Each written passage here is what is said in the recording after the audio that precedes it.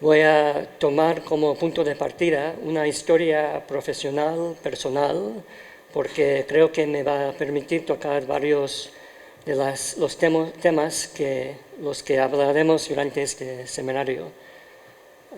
Esta historia empieza con una cena en un restaurante perdido en los montes del País Vasco hace ya muchos años.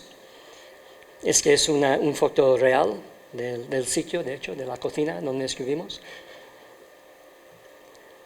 En ella estaban dos informáticos, ambos expertos en el procesamiento del lenguaje natural, y yo, por aquel entonces, estaba empezando mi doctorado. Como suele pasar cuando uno dice que está preparando su doctorado, la primera pregunta que me hicieron fue ¿cuál iba a ser el tema de mi tesis? Y yo les dije que quería investigar cómo se percibía el euskera a comienzos del siglo XX y qué significaba por aquel entonces el euskera para la gente.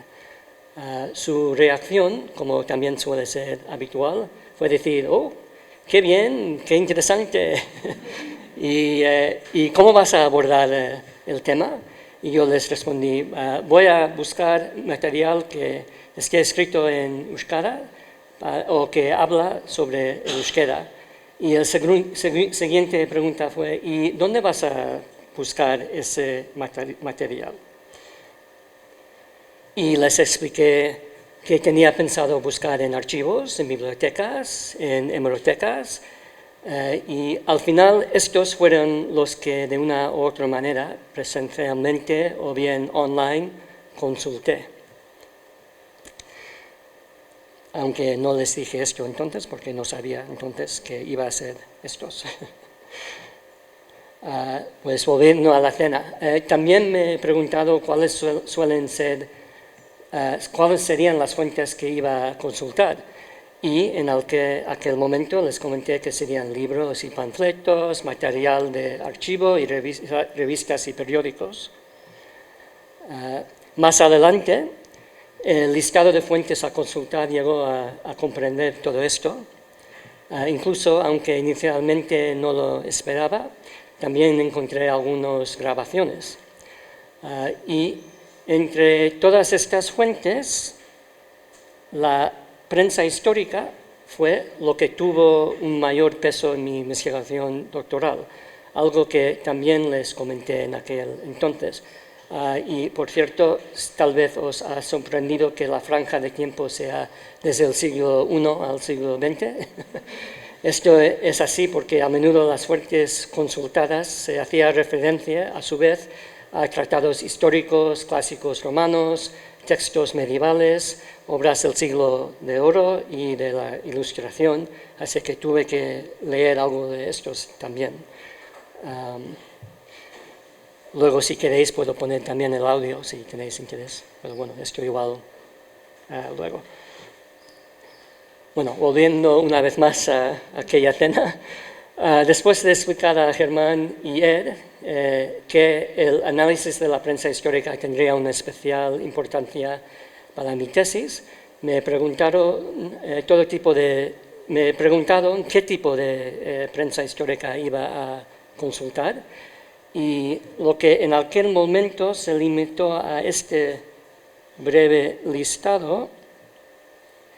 Posteriormente supuso, de hecho, consultar todos estos periódicos, revistas y publicaciones, que, como igual podéis imaginar, eran ideológicamente variadas. Sí, por ejemplo, aquí hay revistas y periódicos nacionalistas, vascofilos, fueristas, socialistas, republicanos, federalistas, liberales, conservadores, integristas, monárquicos, carlistas. Y también se interesaron por el tipo de materia que suele aparecer y que uno puede encontrar en la prensa histórica. Así que les expliqué que pensaba que podría encontrar todas estas cosas, artículos y ensayos, biografías, cuentos, versos, canciones, calendarios, incluso juegos y anuncios, y todo esto, de hecho, eran cosas que salieron durante la investigación, todo este tipo de materia. Cuando me preguntaban sobre los idiomas en que aparecieron estos contenidos, en los que se hablaba acerca del euskera, le respondí que en las fuentes que había ido consultando ya aparecían en español o en euskera, mayoritariamente, aunque era posible encontrar textos en francés o inglés. También había encontrado textos o artículos en euskera insertados en periódicos en español, por ejemplo. Así que, pues después de escuchar mis explicaciones, a modo de síntesis, identificaron que las características de la información que tenía intención de recopilar y analizar, así iba a ser información que estaba dispersa en archivos, bibliotecas y hemerotecas, online, pero a veces no, que era de diverso tipo, diarios, semanales, bisemanales, mensuales, que era ideológicamente variada, que comprendía materia diverso, artículos, ensayos, y que además podía estar expresada en varios idiomas. Una vez identificadas las fuentes, pasaron a interesarse por el método que iba siguiendo para poder extraer la información de las fuentes. Y mi respuesta fue que dependía del formato de la fuente en cuestión. Por ejemplo, si la fuente estaba recogido en PDF con OCR, simplemente hacía una búsqueda con los términos que me interesaban, sirviéndome de la herramienta de búsqueda, descargaba y guardaba los PDFs en los que aparecían esas menciones y copiaba en mis notas la información relevante. Si la fuente era un PDF o fichero GPJ, por ejemplo, una imagen, disponible online o en formato digital, pero sin OCR, tenía que buscar los términos leyendo y revisando una a una cada página, para luego descargar y guardar los ficheros con menciones a los términos que estaba buscando y transmitir a mano lo que me interesaba.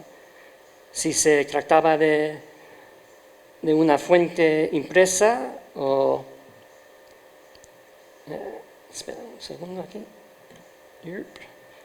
Eso, si trataba de una fuente impresa, una fotografía de una fuente impresa no digitalizada, tenía que desplazarme al archivo o biblioteca en cuestión o pedir que me remitieran una copia y repetir el proceso que acabo de describir, aunque además hacía una fotografía para poder conservar la fuente en otro formato.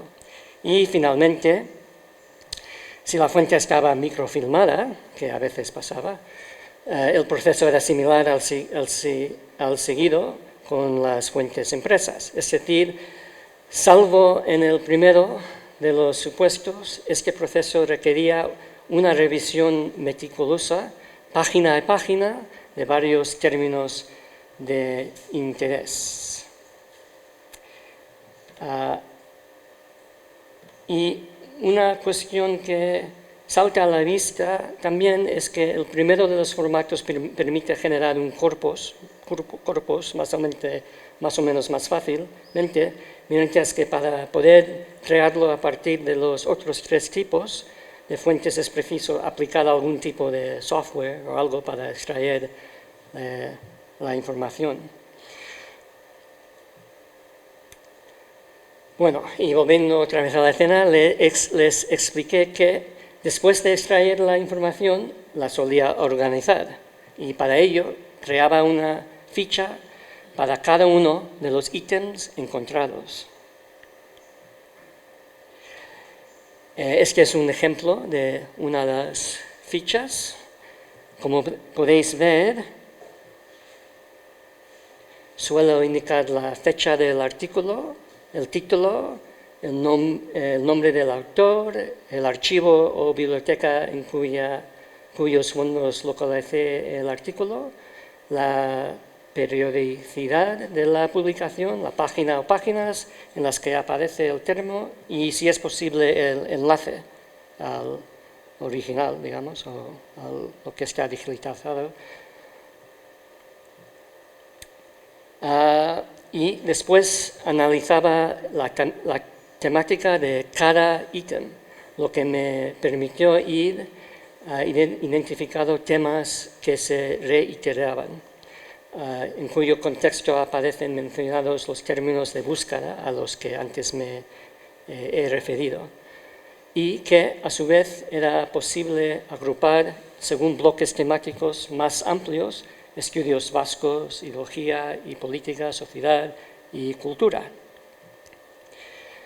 Pues bien, una vez organizados los ítems así por temas, les expliqué que el siguiente paso era analizar la información así agrupada, lo que me permitía extraer perspectivas, temas principales, argumentos habituales, obtener conclusiones, construir la narrativa de la época sobre el euskera y, en este caso, e incluso identificar las secciones y los capítulos en los que debía estructurar la redacción de mi tesis.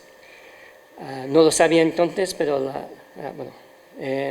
la conclusión principal a la que llegué fue que el euskera era algo que en aquella época se veía como antimoderno, básicamente. Vale, bien. Después de escuchar todo esto, vieron claramente que para poder abordar la cuestión a la que pretendía dar respuesta con mi tesis, necesitaba localizar, extraer, organizar y analizar la información.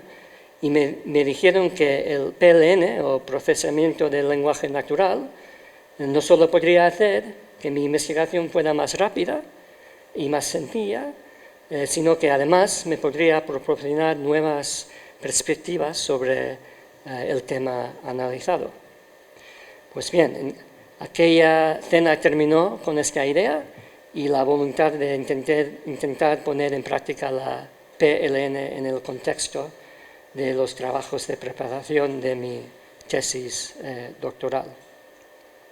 Y unos días después, Germán contactó conmigo para introducirme en el mundo del LSA, o Latent Semantic Analysis, algo que por aquel entonces no entendía del todo.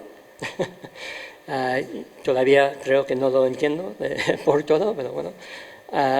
No obstante, de aquella conversación pude extraer algunas ideas claras acerca del LSA y de su evidente potencial para el desarrollo de una investigación como lo que estaba intentando llevar a cabo.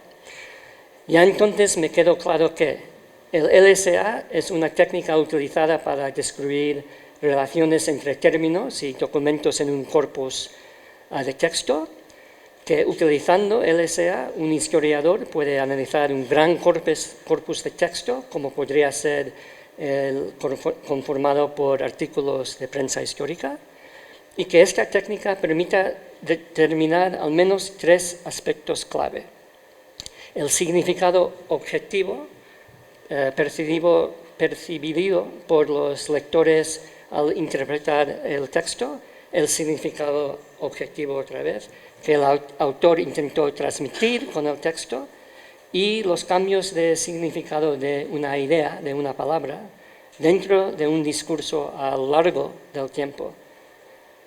Bueno, así que nos propusimos realizar un primer experimento práctico. Este primer experimento que pusimos en marcha consistió en elegir una de las publicaciones que iba a analizar, en este caso la revista Euskara, y aplicar el LSA.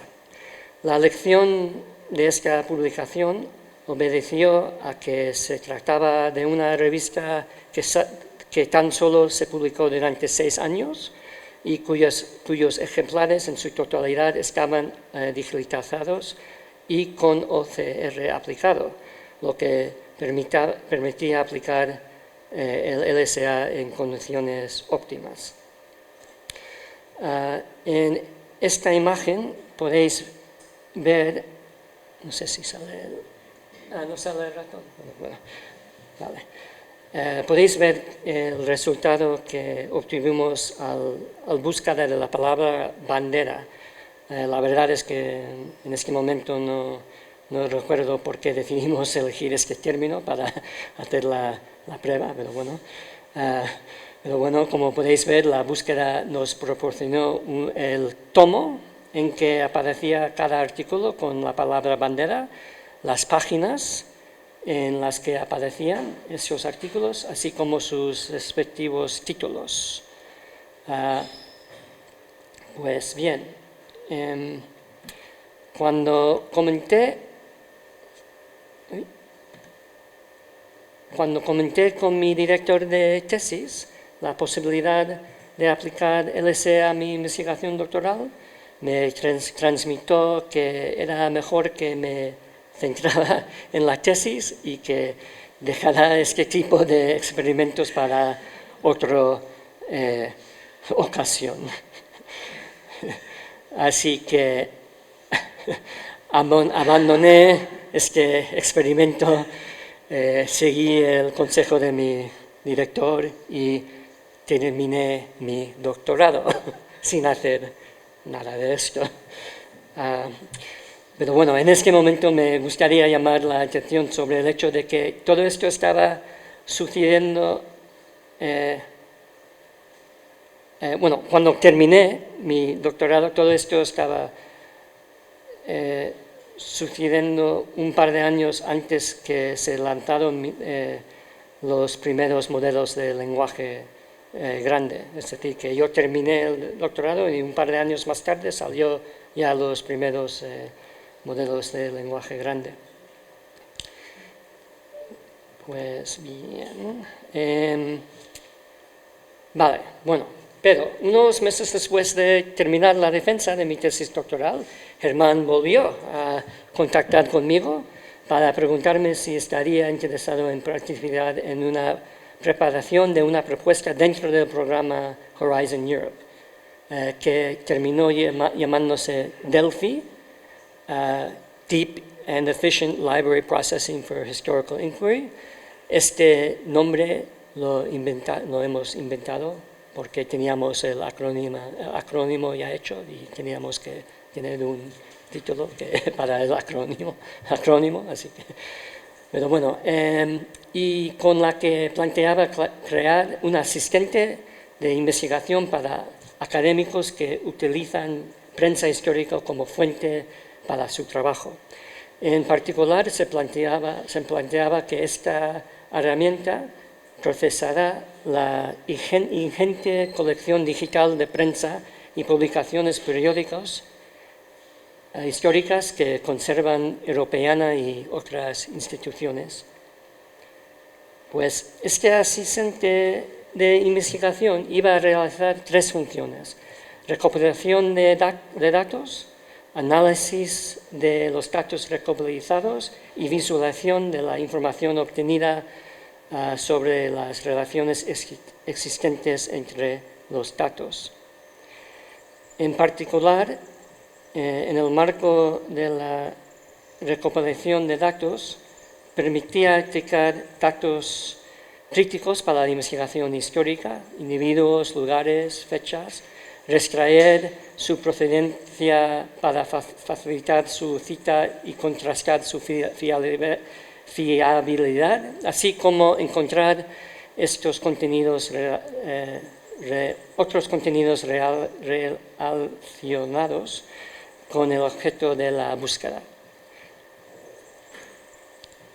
El posterior análisis de los datos permitía su reestructuración de forma que ofrecía a los investigadores interpretaciones novedosas o alternativas de datos o materias históricos mediante la contextualización de datos históricos, rastreando relaciones entre entidades o cristalizando los contenidos en capas de interpretación, sirviéndose de un análisis de asentamientos o minería de datos. Finalmente, proporcionaba herramientas de visualización que permitían mostrar o buscar datos como líneas cronológicas interactivas, gráficos, mapas, o visualizar dinámicamente múltiples relaciones entre capas de interpretación. Y hacer todo esto con una cantidad ingente de datos, algo inalcanzable desde las técnicas y de procedimiento de análisis de la información que aplicaría tradicionalmente un historiador. Pues bien, presentamos esta propuesta, pero finalmente no llegó a prosperar. El segundo dead end. Bien, pues un par de años más tarde empecé a trabajar como investigador postdoctoral en ITS, el Centro Vasco de Tecnología de la Lengua de la Universidad del País Vasco, y allí pasé a formar parte del equipo dedicado a articular y poner en marcha CLARIAES, una infraestructura de investigación distribuida para las ciencias sociales y las humanidades, cuya misión es coordinar la participación de España en Clarín y Daria, dos de las principales infraestructuras europeas de investigación para la investigación digital en ciencias sociales y humanidades. Clarín viene de Common Language Resources and Technology Infrastructure, en inglés, y Daria de Digital Research Infrastructure for the Arts and Humanities. Tanto Clarín como Daria son consorcios europeos de infraestructuras de investigación. Si me permitís, brevemente me gustaría apuntar algunos datos sobre Clarín y Daria para intentar transmitir, aunque sea de forma resumida, su dimensión y su potencial. En Clarín participan 24 países y ha permitido generar una red de 68 centros certificados, entre los que hay centros B, centros K y centros C, centros que especializan en diferentes aspectos de la investigación digital.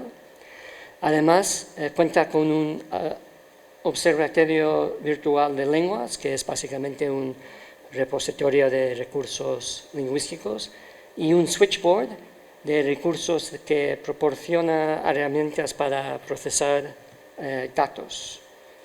Además, tanto el observatorio como el switchboard incluyen herramientas y recursos diseñados para lenguas específicas. Hay recursos para el español, para gallego, para euskara, para catalán.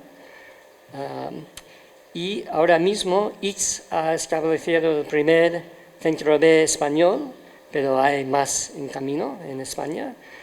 Y los miembros de CLARIAES participan en varios centros K, como el Centro K Español, que se centra en las lenguas de España, el IMPACT, Clarín K, centrado en la digitalización, que conocen muy bien los de Alicante, y el Centro K LLMs for Social Sciences and Humanities, y esto está dedicado a modelos de lenguaje de gran tamaño para las ciencias sociales y las humanidades. Respecto a Daria, se integran en ella 22 países y cuenta con varios pilares estratégicos de actuación. El primero sería el catálogo de herramientas, servicios y datos, SSH Marketplace. El segundo sería el relativo a la didáctica y la formación. En este pilar se encuentra Daria Campos, que está dedicada a la generación de recursos didácticos, cursos completos, lecciones, conferencias, el registro de cursos de humanidades digitales sobre actividades de formación en humanidades digitales, o Daria Teach sobre recursos de formación para profesores y estudiantes de humanidades digitales. Y el tercer pilar lo conforman los grupos de trabajo, que son actualmente 17. Entre otros, por ejemplo, existe un grupo de trabajo dedicado a teatro, otro dedicado a Wikidata, otro sobre humanidades digitales multilingües. Y me permito apuntar aquí que, curiosamente, dentro de esos 17 grupos de trabajo, aún no se ha creado uno dedicado a la prensa histórica, algo que tal vez sería interesante impulsar. Bien, pues aquí en este mapa podéis visualizar el listado de las 12 instituciones integradas actualmente en CLADEAES. Como ves, hay uno en Canarias, las Gran Palmas Canarias, donde tenemos nuestra siguiente reunión de CLADEAES, así que a ver cómo es esto.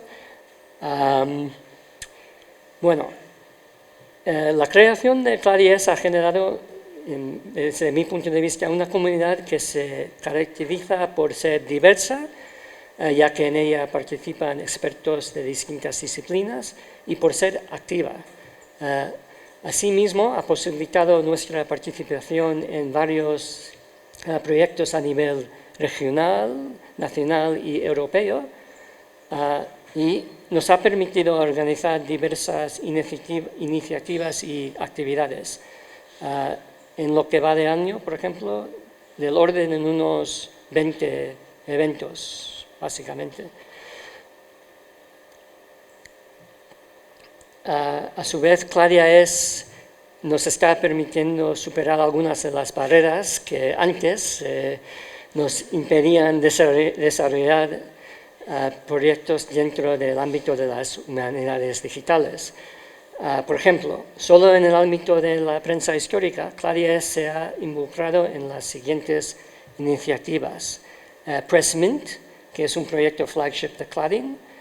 Su objetivo es compilar varios corpus de periódicos históricos europeos de principios del siglo XX en un set multilingüe, comparable, anotado, traducido y interoperable, disponible en abierto tanto para su descarga en varios formatos como también para su análisis por medio de diversas herramientas online.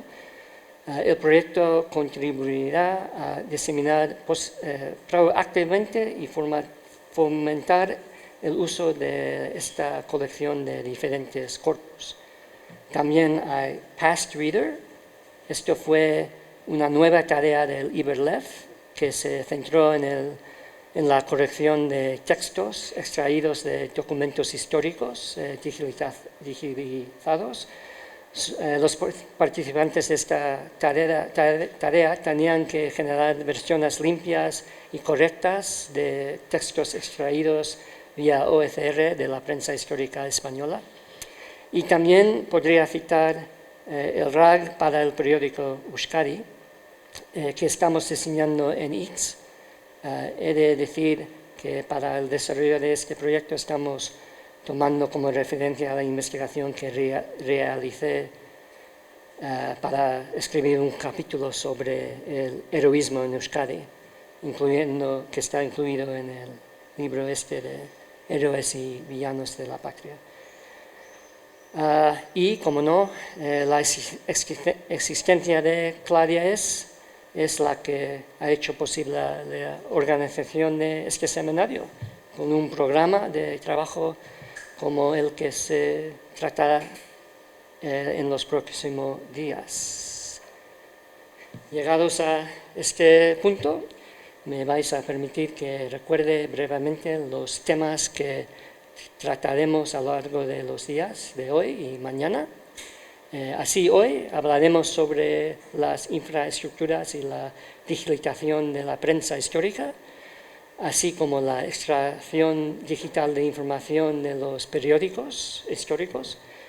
Y mañana se tratarán los temas de la edición digital en prensa histórica, de la circulación de las ideas y textos en prensa histórica y del análisis histórico y cultural a partir de la prensa histórica. Y con lo que creo que podremos dar respuesta a la cuestión planteada en el título del presente seminario, Humanidades Digitales en Acción, herramientas para el análisis de la prensa histórica en español.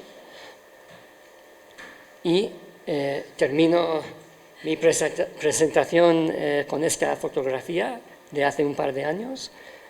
Se corresponde también con otra cena, esta vez de Claria Es, en una sidrería, y creo que transmite esta idea de comunidad diversa y activa a la que me he referido anteriormente y que seguimos trabajando por construir día a día.